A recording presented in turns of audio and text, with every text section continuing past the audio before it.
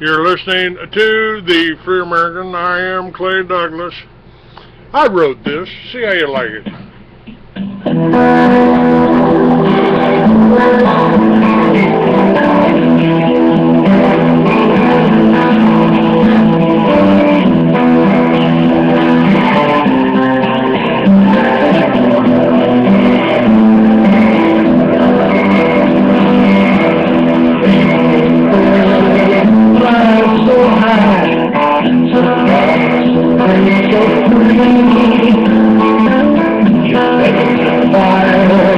Like the sky, spirit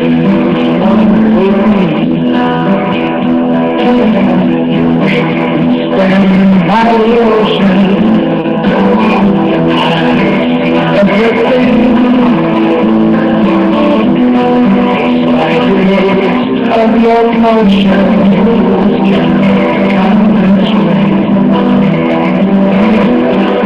get it all your might and glory from the sky. Just another story. Man-made life. They tell of how you fell from the sky. You're once proud. All right. Actually, that was my friend Jimmy Gray singing that. He wrote the music to it. He played the music to it. I just provided the words. And, okay, what are we looking for here? What are we looking for here?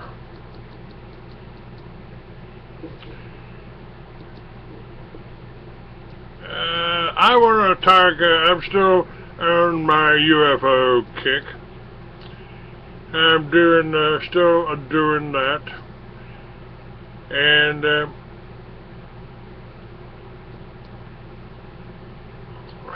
I'll be bringing up a pot dealer. If on my Facebook page, if you scroll down, you can check out Mia Marie Pope talking about Obama. You can talk about the making a killing, the untold story of psychotropic drugging. You can and today's show will be up there shortly. It was, I think today was a hell of a show. Hell of a show. And, oh, here she comes. She's up. Now, what I'm looking for is to continue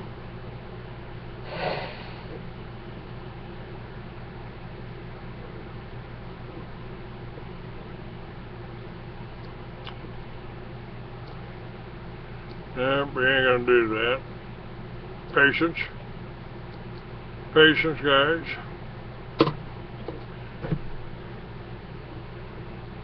Not sure where I've lost it here.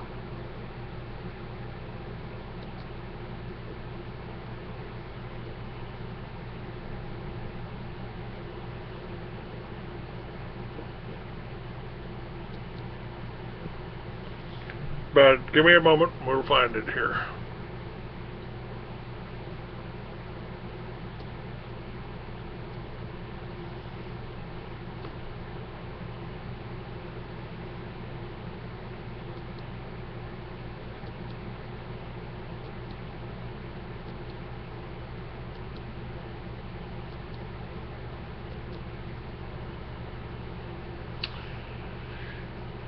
The U.S. Department of Agriculture is becoming an extremist paramilitary organization.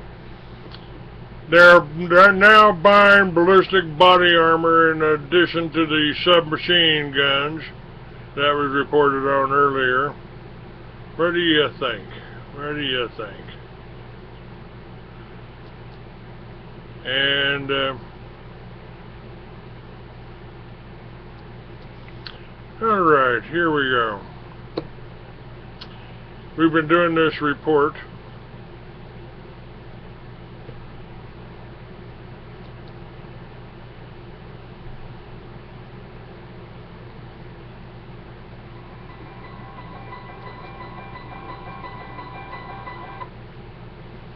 Dan Willis is one of the disclosure projects, and a few days ago we did the first the introduction, then we did 1947. Today When I talk about something, we're going to do talking about 1954. the traditional police or law enforcement, firefighting, and emergency medical. Those are absolutely important. We're going to talk about 1954. In 1954, Eisenhower has a first contact meeting with extraterrestrials. On February 20th, 1954, he had this meeting at Edwards Air Force Base in California. Participants that attended were part of a study to research what reaction the public may have, and that Eisenhower had planned to make an announcement soon after the first contact event. The public announcement was scheduled for May that year,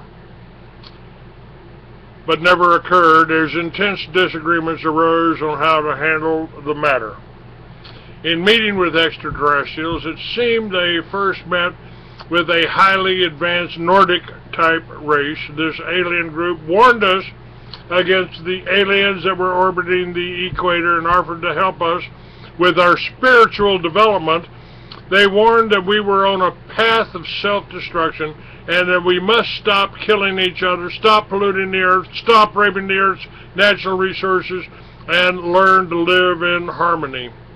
They asked us to dismantle our nuclear weapons. This was refused since they offered no advanced technology in exchange.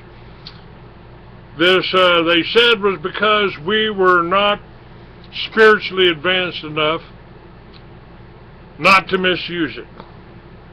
So, no agreement was made. Later, the gray race from the star system Zeta Reticula that was orbiting the Earth landed at Holloman Air Force Base in New Mexico and was willing to give the generals technology in a treaty. The gray alien race representatives said that they are of a dying race from the Reticulum star system, seeking to negotiate or exchange their superior technology for human genetic material needed to revive their own faltering species. Realizing his obvious disadvantage, the president reluctantly negotiated a covert treaty with these creatures without advice or consent from the Congress or the public at large. For technology exchange, the deal provided a top-secret operations facility at Nellis Air Force Base in Nevada, otherwise known as Area 51 S4 facility, as well as another undisclosed location in the southwest, presumably underground near Dulce, New Mexico. In trade, these aliens were granted covert random access to human American population for genetic sampling. Individuals selected would not be harmed or retain conscious memory of harvesting procedures, and a full list of human harvest contributors would be provided to government authorities. Yeah. And if you'll buy that, I got a bridge in Arizona. The 1954 Granada Treaty was a technological transfer program. As it turns out, the Nordic race was correct that the gray race couldn't be trusted to fully keep their side of the agreement. At this time, there were only 4 races they were dealing with. Since then, in 1989, over 57 different species of ETs have been cataloged. Shades of the men in black, huh? The 1954 Granada Treaty, which was a in 55, Eisenhower realized the treaty was a deception. Mutilated animals were found across the United States. It was feared that lists of human abductees were incomplete, and not all abductees were being returned. Obvious public disclosure was an untenable option, likely precipitating a national panic and economic collapse. In turn, disclosure to Congress was impossible as well. Thus, monies for the enormously expensive alien-related defense projects had to come from concealed sources. In other words, our drug business is paying for ET technology.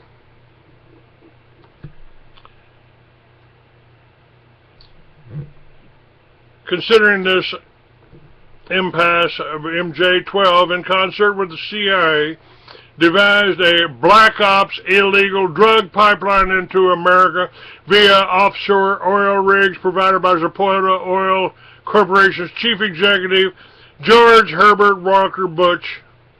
This covert project was so successful, it spurred Bush's rise up the ranks of the CIA. Now, I'm going to have a drug smuggler on my show at the end of this month. But I expose Bush's Operation Watchtower, his cocaine smuggling scheme, and there's a lot more. The whole Vietnam War was a heroin smuggling operation. And Bush and even his vice president was involved in this. Iran-Contra was just the public side of it. Operation Watchtower was the super secret side of it. This is what I published in my book, Mystery Babylon. I've got the whole story. Colonel Edward P. Catolo came forward and told you this. I wrote about it in my book, and I got threatened by the CIA, and they've tried to kill me numerous times since then. Then Don Phillips, CIA Disclosure Project witness, says we have records from 1954 that there were meetings between our own leaders of this country and ETs here in California. As I understand it from written documentation, we were asked if we would allow them to be here and do research. I read that our reply was, well, how can we stop you? You're so advanced. And I will say by this camera and this sound, that it was President Eisenhower that had this meeting. General Philip Corso, highly decorated officer that served in Eisenhower's Security Council in regards to Granada Treaty with the Zeta Reticulan Greys. These creatures weren't benevolent alien beings who had come to enlighten human beings. They were genetically altered human automatons, cloned biological entities, actually, who were harvesting biological specimens on Earth for their own experimentation.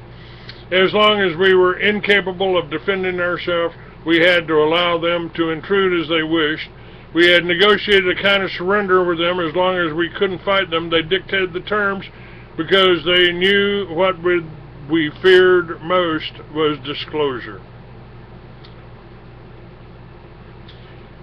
And our president and legal government lost control to the corporations.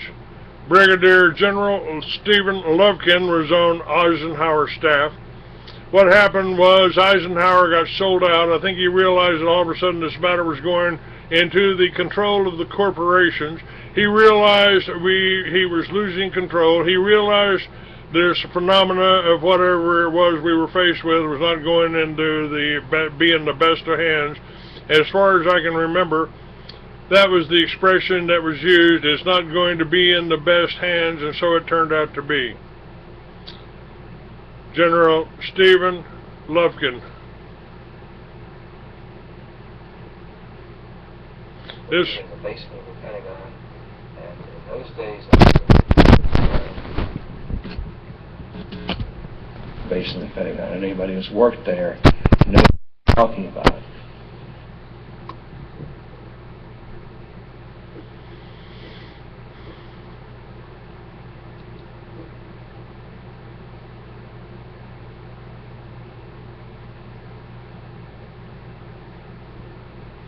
I learned a lot about Project Blue Book. Blue Book was discussed quite openly in the office.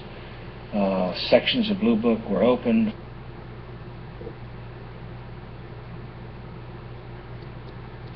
discussion.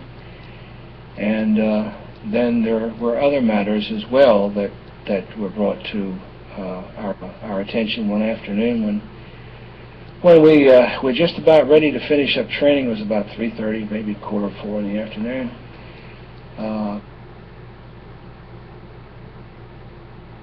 Colonel Halliburtt brought out a piece of what appeared to be a metallic. It was a metallic piece of, looked like a yardstick.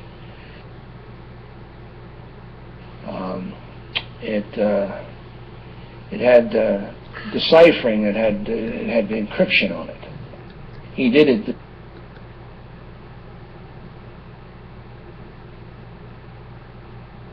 Described them as being symbols of instruction, and that's as far as he would go. But he did infer that the instructions, whatever they might have been, were something that was important enough for the military to keep working on a constant basis. This was, the voice you're hearing is Brigadier General Stephen Lovekin. He is a Disclosure Project witness.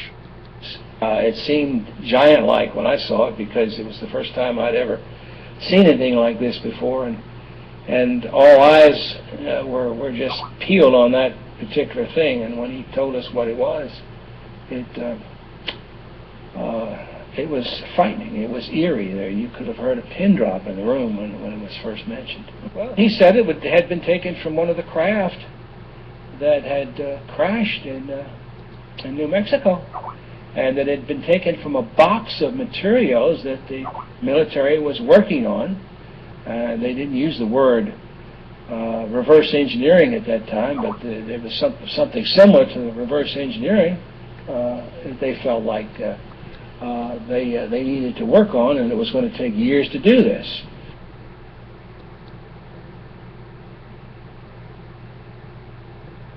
Extraterrestrial bodies, yes. There were either 3 or 5, and they didn't even know at that point, because some of the information that they had gotten apparently was incomplete. But 3 or 5 stands out in my mind as the number that were taken. One was alive, partially alive at the time that this happened, and I do not know what may have happened to him after that.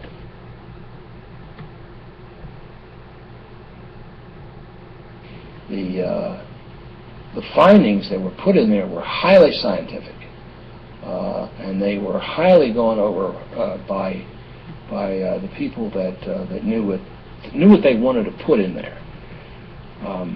This information was information that would never get out to anyone else, but it was designed for the use of particular military personnel. There were probably 1,500 reported cases at that time. I would say there probably were between 200 and 300 cases of lock-on. And that's why those cases were in there, because they were authentic. You saw an awful lot. You saw a lot of the pictures. Most of the pictures we have seen duplicates of today. Some were, the pictures that I saw were, I think, maybe a little bit better. They were taken by Air Force pilots, as well of the UFOs. Yes. So they actually had pictures of UFOs in these. Oh, indeed they did. Yes, not only the Air Force, but some were taken by civilian pilots. Some were taken by Marine Air Corps pilots, and some were foreign.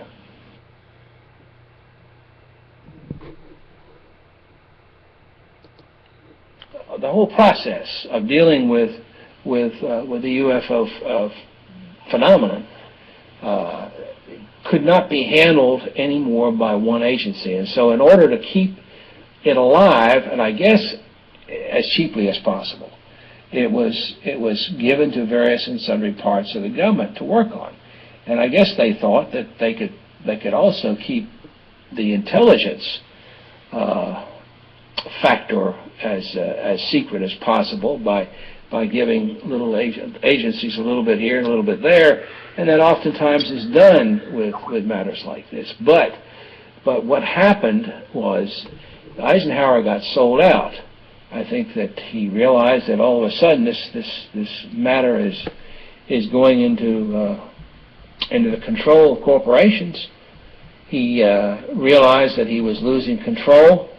He realized that the phenomenon of whatever it was that we were faced with was not going to be in the best hands, and those were as far as I can remember, that was the expression that was used. It's not going to be in the best hands, and so it has turned out to be.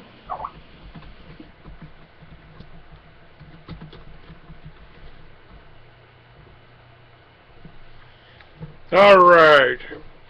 This is a major turning point where our legal constitutional government lost control and is now in the hands of a rogue compartmented operations outside of the legal constitutional chain of command, oversight, and control. Is this not the reason our military personnel swear an oath to protect the Constitution of the United States against enemies, foreign and domestic? Secret executive orders creates a new members of permanent MJ-12 committee. Rockefeller initially funded Eisenhower's presidential campaign, and when in office, Eisenhower executed a secret executive memorandum, NSC 5510, preceding NSC 5412-1, to establish a permanent committee known as Majestic 12 to oversee and conduct all covert UFO ET activities. The new permanent Majesty 12 was made up of Nelson Rockefeller, Central Intelligence Allen Welsh Dulles, Secretary of State John Foster Dulles, Secretary of Defense Charles E. Wilson, Chairman of Joint Chiefs of Staff Admiral Arthur W. Radford, Director of the Federal Bureau of Investigation J. Edgar Hoover, 6 men from the Executive Committee on the Council on Foreign Relations known as the Wise Men, 6 men from the Executive Committee of the Jason Group, and Dr. Edward Teller. 1954, April, MJ-12 Operations Manual Soma 101, Extraterrestrial Entities and Technology, Recovery and Disposable. Got part 1, part 2, that will be in the new Free American. The links will be to it all. It'll be linked all the way. So, let's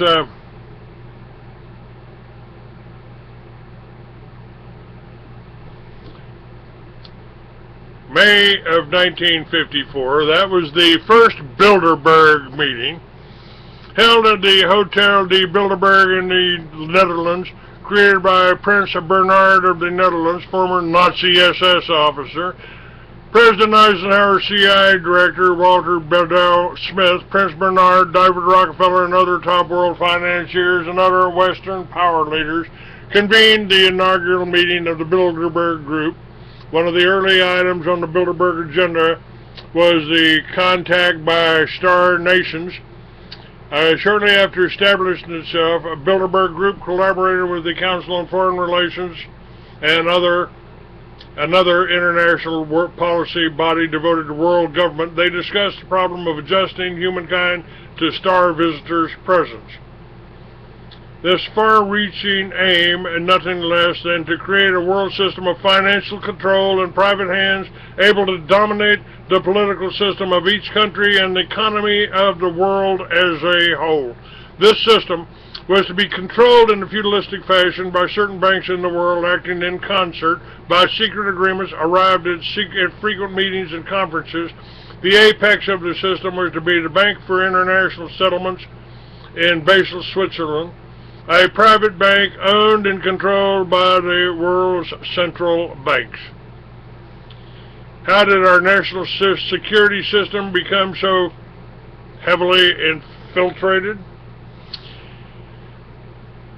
With no congressional oversight, with a secrecy level higher than the H-bomb, the corporations formed highly compartmentalized operations involved with the reverse engineering of the ETVs, extraterrestrial vehicles, utilized our national security system to classify these projects as USAP, or unacknowledged special access projects.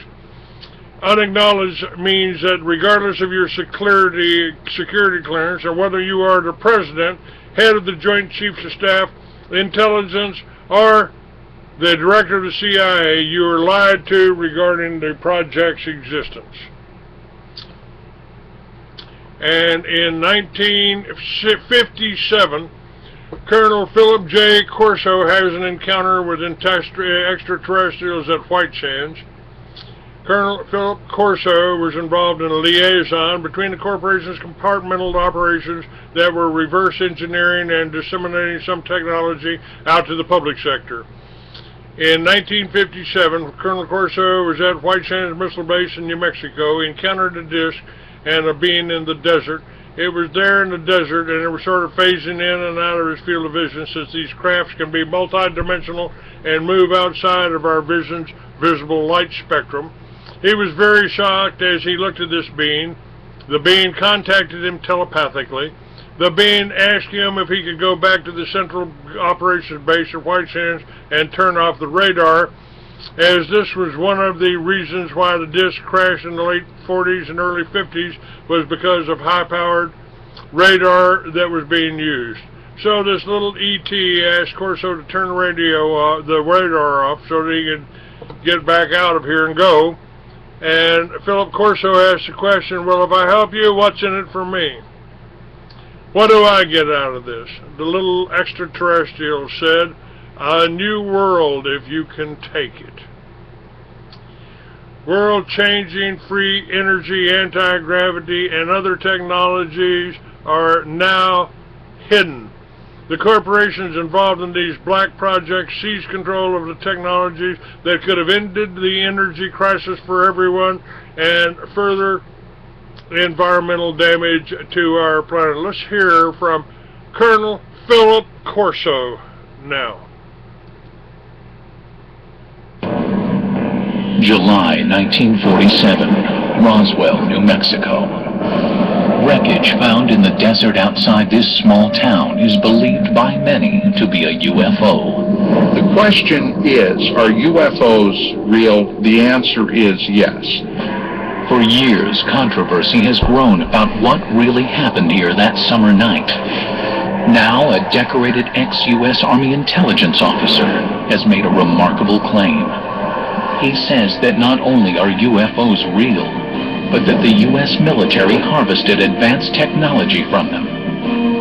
He knows this, he says, because he held the technology in his hands and saw alien bodies from the Roswell crash. The humanoid-type body came from the Roswell area where there was a crash in 1947. Why should we believe him? Because of the man that he was, the years of service that he dedicated to the United States of America, and the fact that he was considered one of the top military men in his field. What were the things that he has said in the past that have come to fruition?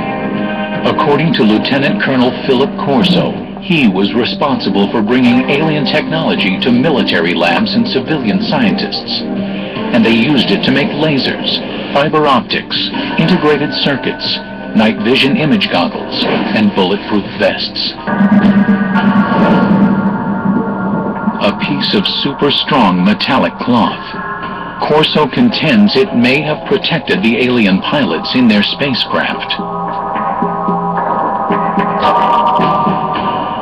A tube that appears to shoot a searing red light. Corso thinks it might be a surgical instrument or a weapon. An alien-made headband that, according to his military reports, might have been used to transmit thoughts or control the alien craft. An imprinted set of miniaturized circuits, perhaps a prefabricated microcircuit.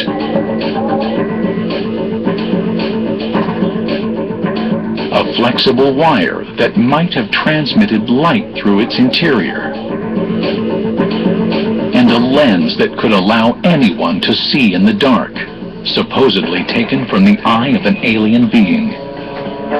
According to the reports that Corso claims to have read, some of the world's foremost scientists, men like Wernher von Braun and J. Robert Oppenheimer, have access to the Roswell crash site. Corso says that Lieutenant General Trudeau greenlights him to assemble his own A-list team. You will put on that team anybody that you want. Engineers, scientists, and even I told the Germans. Told them I'll take a couple of Germans too, in addition to the U.S. scientists. We had the organization, and we had the money, and we had the brains to do it, and we did it. Corso claiming that his team of A-list scientists helped him interpret the Roswell cache. I didn't have the training or the background for something, they got highly technical. But fortunately, the German scientists were there. I knew von Braun, and I knew Hermann Obert. Obert was a man that said we've been helped, but we had to keep it quiet to protect our budget, to protect our organization. Among those who believe there was an alien crash near Roswell, there is consensus on one concept. The U.S. government systematically suppressed the truth. The government of the United States and other governments around the world have gone out of their way to keep that wrapped up inside a riddle that's smothered by an enigma. Philip Corso says he also had to keep his reverse engineering program under wraps. We couldn't discuss it. We made a decision. It cannot be discussed outside of us. We're doing good. We have the authority, we have the money for our R&D projects. Well, that's fine. Let's keep it that way. Let's not get mixed up in the murky area of whether they exist or not. As for Corso's contributions to the advancement of science, skeptics say that the technology he claimed to have pushed forward was ready to emerge anyway. As proof, they offer up the mind control headband, one alien technology that Corso did not claim to develop. Today, it's well on its way to becoming a reality without his help. Since the 1970s, scientists have been experimenting with using EEG readouts of brain waves to provide feedback and change behavior. It's now possible to use EEG feedback games like this one to learn how to manage brain states. But mind control technology has advanced even further than that. Going to open the first email, which says congrats. It says In 2004, researchers received FDA approval to test tiny brain implants designed to allow disabled people to control computers using their thoughts. Next, I'm going to paint a circle.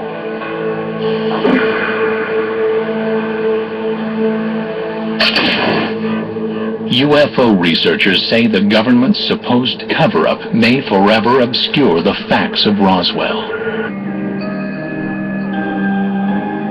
The military, the Pentagon, the government of the United States does not give that type of authority to a loose cannon. This man was highly regarded, highly respected. At my age, what do I have to lose? I have to let my grandchildren and my children know this, because how long will I be around yet? And when I go, it goes with me. There must have been many days that Philip Corso said to himself, why me? Why do I have this information? And again, I think that's one of the things that probably plagued him for so many years. It's pretty difficult to keep a secret like that within yourself. Even today, only 10% of the story is told, my father says. The rest is classified.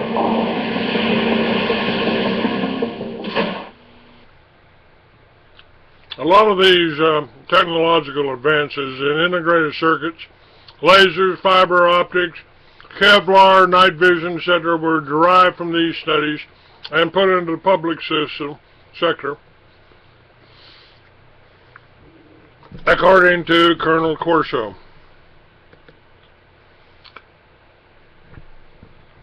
The involved corporations are tied to a cabal of some of the wealthiest and most influential people in the world, with a heavily invested interest in the world's current multi-trillion-dollar energy structure based on oil, coal, and nuclear sources, as well as an interest in maintaining geopolitical control in the status quo.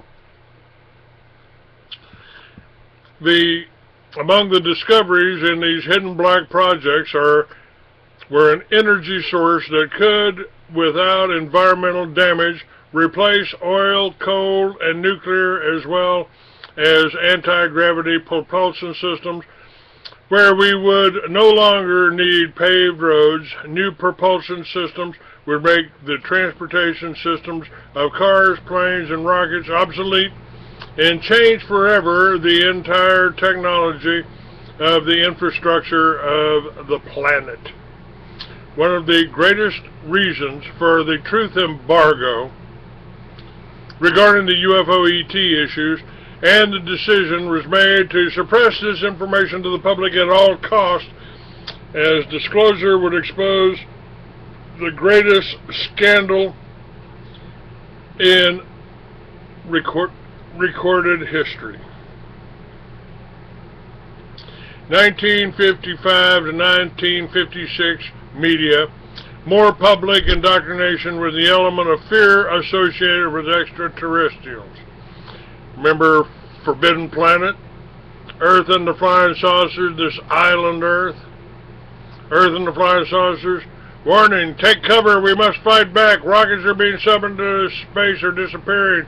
During the final rocket launching, a UFO lands and the military shoots at it, triggering the destruction of the installation and a cryptic warning from the aliens. In their response, the military developed an anti-magnetic beam weapon to disable the flying disc. Like the radar-type system that caused the Roswell crash. This island, Earth, a scientist is kidnapped to save another dying planet, and they, of course, are trying to take over our planet. And Forbidden Planet, a Disney production. Here, Dr. Morbius, a scientist, and his beautiful daughter are attempted to be rescued by a starship crew who finds that the ancient advanced civilization of the Krell that perished had created psychotronic devices to extend their conscious will to create, but found that the primitive mind, the id, created monsters which destroyed them all. And in 1957, astronaut Gordon Cooper, encounters an alien craft and states that, I had a camera crew filming the installation when they spotted a saucer. They filmed it as it flew overhead, then hovered, extended 3 legs as landing gear, slowly came down to land on a dry lake bed. It was a classic saucer, shiny, silver, and smooth, about 30 feet across, pretty clear it was an alien craft. The film was confiscated by the CIA. Gordon also spoke about the secrecy, so they told one untruth. They had to tell another to cover that one, then another, and then another. It just snowballed, and right now, I'm convinced a lot of very embarrassed government officials are sitting there in Washington trying to figure a way to bring the truth out. They know that the truth will come out one day. I'm sure it will. America has a right to know.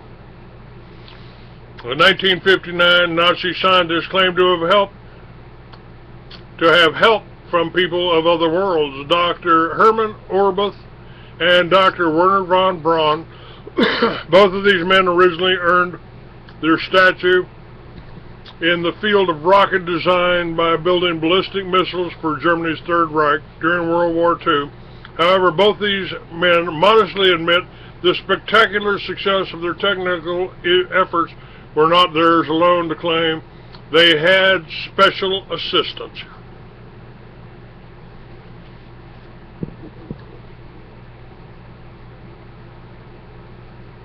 Dr. Oberth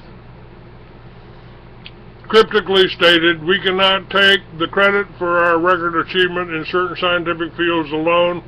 We have been helped." When asked by whom, he replied, "The people of other worlds."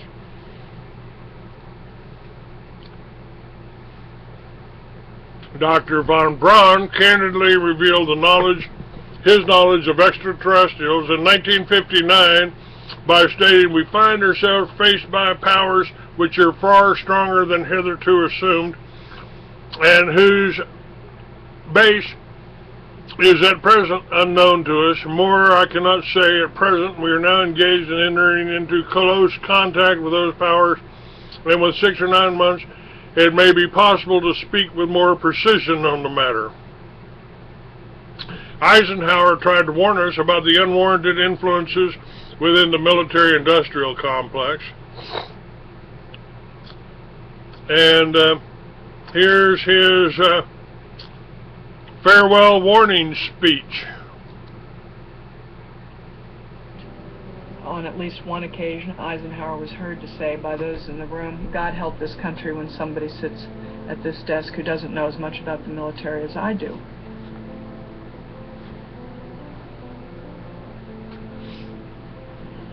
My fellow Americans, this evening I come to you with a message of leave-taking and farewell, and to share a few final thoughts with you, my countrymen. We have been compelled to create a permanent armaments industry of vast proportions.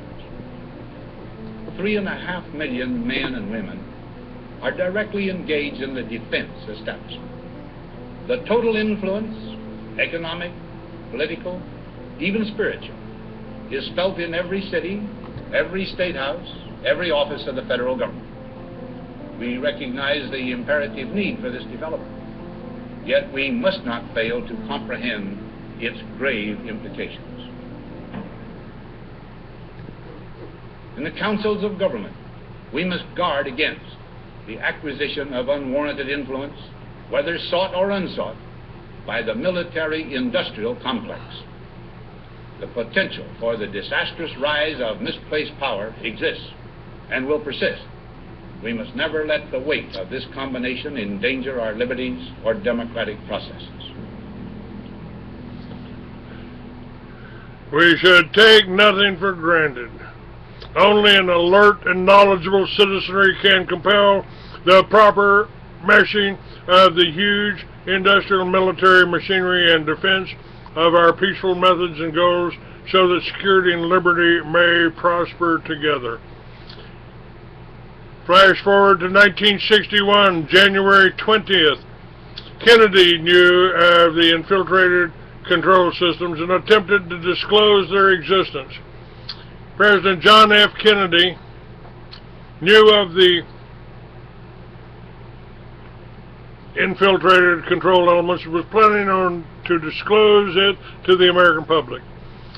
Kennedy gave a speech about being opposed around the world by a monolithic and ruthless conspiracy that relies on covert means through infiltration.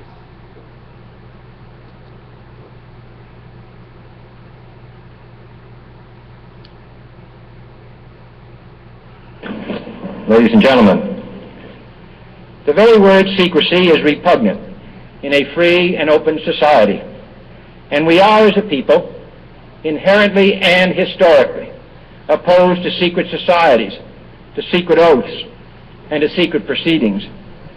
We decided long ago that the dangers of excessive and unwarranted concealment of pertinent facts far outweighed the dangers which are cited to justify it.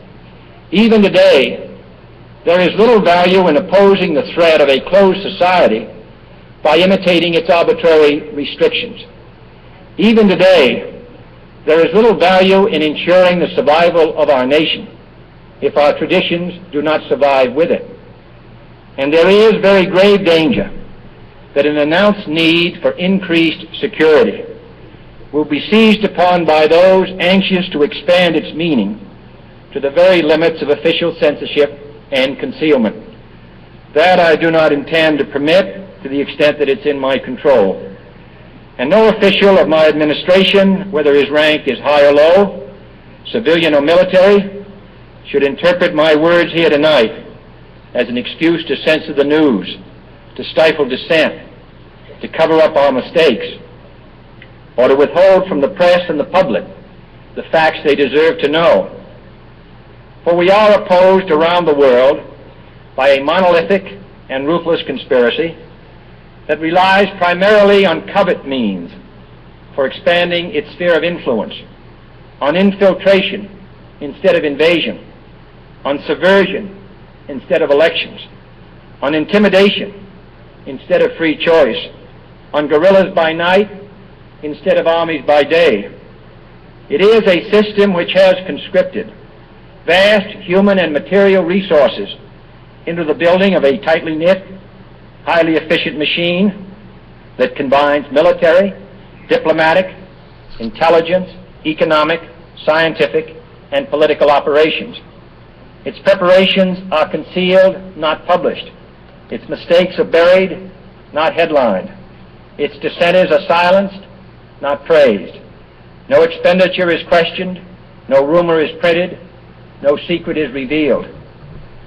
No president should fear public scrutiny of his program, for from that scrutiny comes understanding, and from that understanding comes support or opposition, and both are necessary. I am not asking your newspapers to support an administration, but I am asking your help in the tremendous task of informing and alerting the American people. For I have complete confidence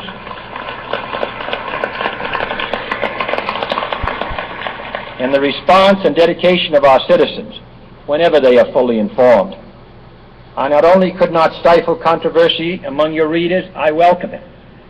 This administration intends to be candid about its errors, for as a wise man once said, an error doesn't become a mistake until you refuse to correct it. We intend to accept full responsibility for our errors, and we expect you to point them out when we miss them. Without debate, without criticism, no administration and no country can succeed, and no republic can survive. That is why the Athenian lawmaker Solon decreed it a crime for any citizen to shrink from controversy. And that is why our press was protected by the First Amendment, the only business in America specifically protected by the Constitution, not primarily to amuse and entertain, not to emphasize the trivial and the sentimental, not to simply give the public what it wants, but to inform, to arouse, to reflect, to state our dangers and our opportunities, to indicate our crises and our choices, to lead, mold, educate, and sometimes even anger public opinion. This means greater coverage and analysis of international news, for it is no longer far away and foreign, but close at hand and local. It means greater attention to improved understanding of the news, as well as improved transmission. And it means, finally, that government at all levels must meet its obligation to provide you with the fullest possible information outside the narrowest limits of national security. And so it is to the printing press, to the recorder of man's deeds, the keeper of his conscience, the courier of his news, that we look for strength and assistance, confident that with your help, man will be what he was born to be, free and independent. And ladies and gentlemen, that is exactly what I have tried to do with the Free American. I've tried to inform you, and I've got a lot of people out there saying, oh, well, Clay thinks this, Clay said that, Clay that. I give you all as much a variety of information as I possibly can. And that's why I am asking for your help here, because I'm not taking any advertising. As I said on my show earlier, in the earlier video based today on Cindy Lane, just how to get you healthy, a way to get you healthy, a way to show you a little bit of products that you can use that may be beneficial. And I'm launching on an exercise program with Cindy today. I will start today doing that.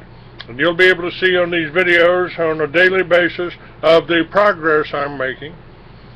I don't take advertising money because I won't advertise anything I haven't tried and I can't promote and I can't support. I don't want to send your money to someone else. I'm asking you for your help. President Kennedy, who was killed probably for his very words here, he told you that I am your chance. I am your hope. I am doing exactly what he told you. I'm informing you. I am educating you. I am trying to help you.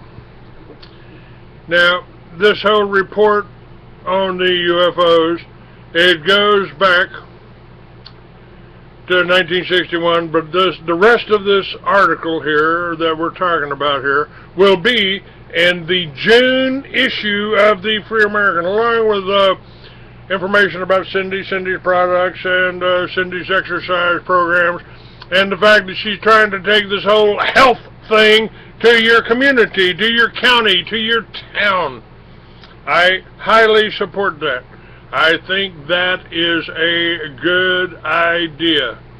And this whole thing, you'll be able to read the rest of this report that I've shared with you this time on the UFOs.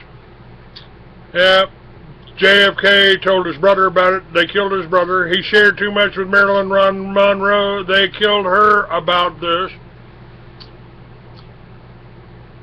The CIA wiretap of Marilyn Monroe's phone reveals that Rothberg discussed the apparent subject with Kilgallen and the breakup of the Kennedys. Rothberg told Kilgallen that she was attending Hollywood parties hosted by the inner circle among Hollywood elite and was becoming the talk of the town again. Rothberg indicated in so many words that she had secrets to tell, no doubt arising from her tryst with the President and the Attorney General. One such mentions a visit by the President at a secret airbase for the purpose of inspecting things from outer space. Kilgallen replied she knew what might be the source of the visit. In the mid-50s, Kilgallen learned of the secret effort by the U.S. and U.K. governments to identify origins of crashed spacecrafts and dead bodies from a British government official. Kilgallen believed that the story may have come from the illegible in the late 40s. Kilgallen said if the story was true, it would have been a terrible embarrassment to Jack in his plans to have NASA put a man on the moon. Subject threatened to hold a press conference that would tell all. Subject made reference to her diary of secrets and what the newspaper was done, and then she was killed also. Now, folks, they have tried to kill me, just like they tried to. They killed Marilyn, just like they killed Bobby, just like they called John. This has been going on for a long time.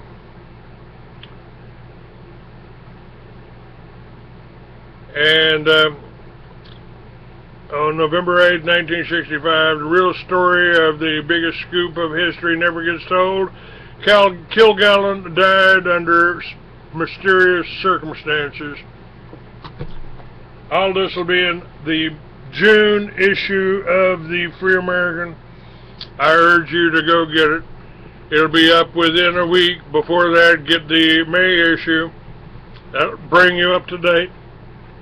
And folks, make a donation today. Go to freeamerican.com, click on the donate button, do what you can afford. If it's $1, fine. If it's $10, better. If it's $100, then maybe I'll be able to get transportation again. My Harley's in the shop. It's broken. It needs to be fixed. Harley Davidson's, at least the repairs are expensive. I need to raise about $1,000 within 2 weeks' time. We're doing everything we can to bring you information, to bring some money in, and to encourage you to make a donation. Make a donation today. I'm not a politician, I'm not running for office, but I will continue to give you information. I will continue to have politicians on here. I will have people on here that will tell you about the whole drug running system, from the inside. I've contacted all these people. I am contacting people on every day, and I've got enough of variety on this radio show. We ought to be on mainstream, but they will never put me on mainstream because I give you too much of the truth. God bless you, and thank you for listening.